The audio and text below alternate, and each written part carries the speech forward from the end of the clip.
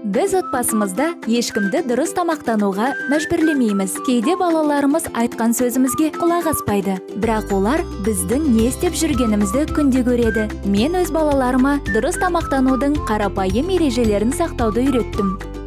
Ұйқыңнан тұра сала су іш. Таңғы астан бас тартпа. Тәрелкеңнің тең жартысы жеміс-жидекке толып тұрсын. Тұзды, қантты аз тұтын. Қуырған тамақты жеуді азайт.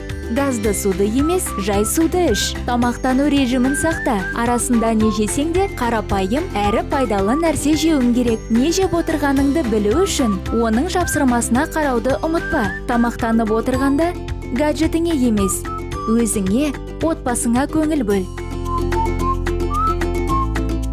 Денімізге саулық, бойымызға күш беретін тағамдарды ғана жеуді әдетке айналдырайық.